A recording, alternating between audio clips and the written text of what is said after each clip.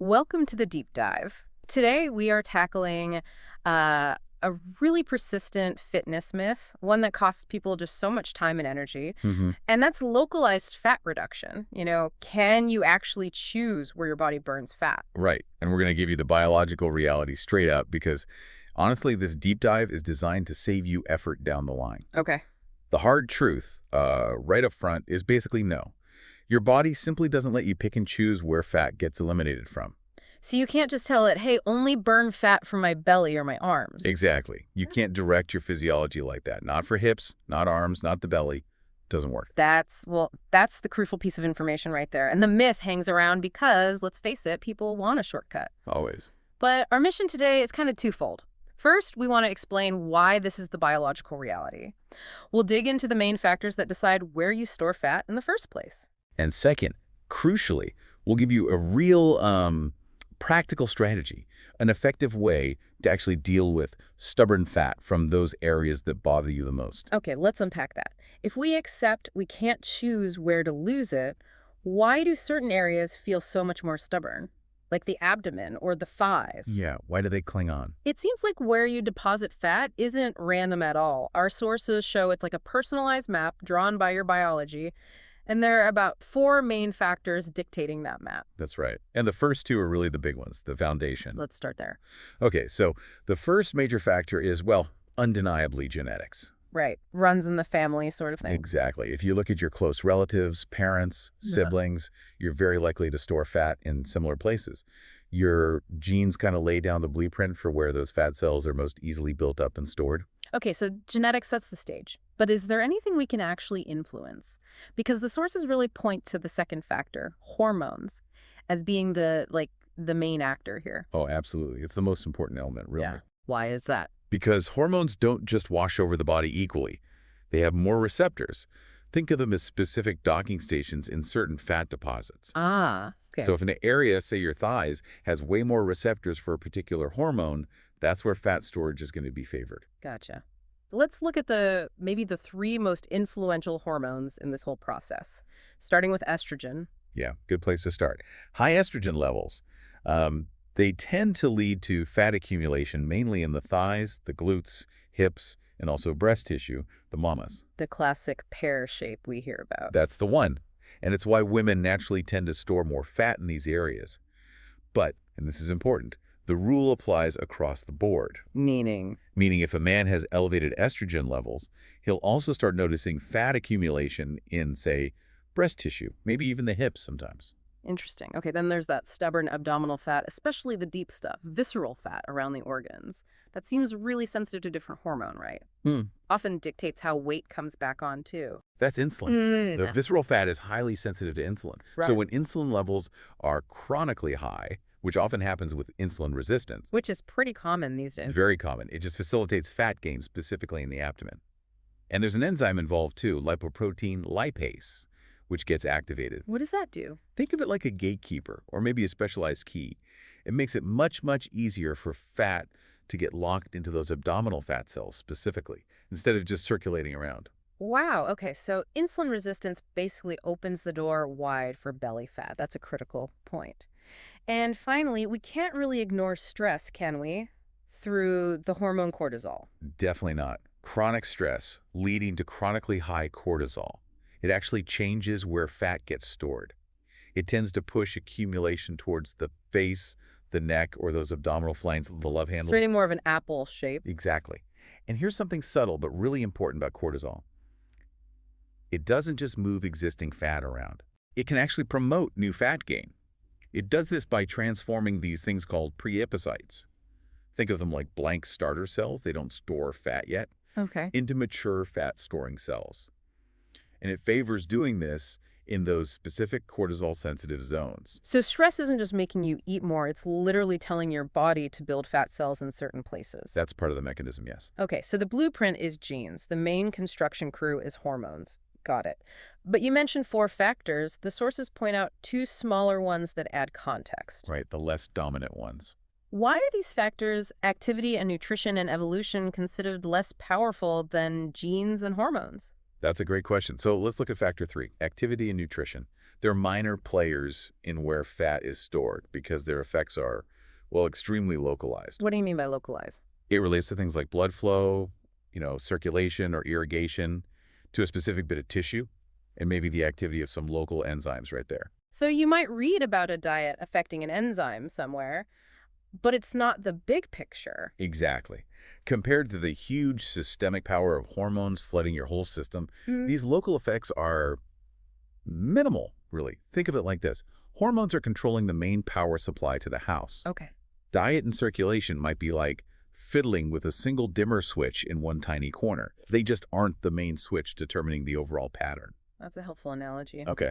Which brings us to factor 4, evolution and reproduction. This sounds like it puts everything into a much broader perspective. It really does. What's fascinating here is how deeply connected this whole fat storage thing is to, well, human survival.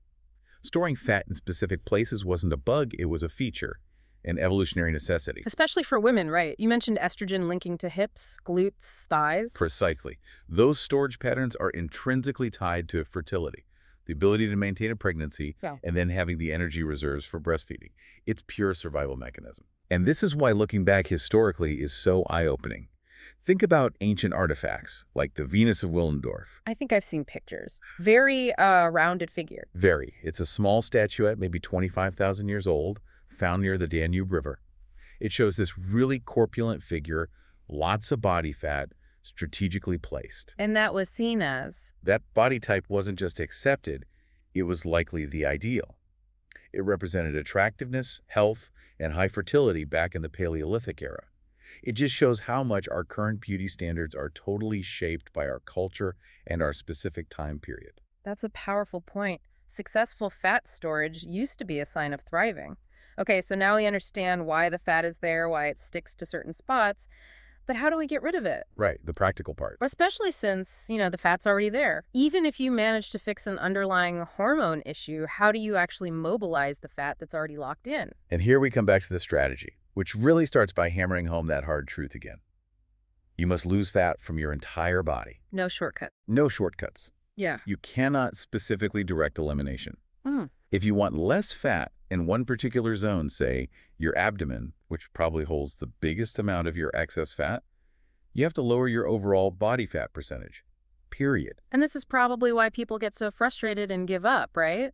Because the problem areas, the ones with the most fat to lose. They're inevitably the very last places you'll see a really noticeable aesthetic change. Yeah. It makes sense if you think about it proportionally. Yeah, like you might lose 5 pounds total, and maybe some comes off your face and chest relatively quickly, making them look leaner. Right. But because your abdomen or thighs started with, say, 20 pounds of extra fat, losing a pound or two there just isn't as visible yet. Precisely. You've hit the nail on the head.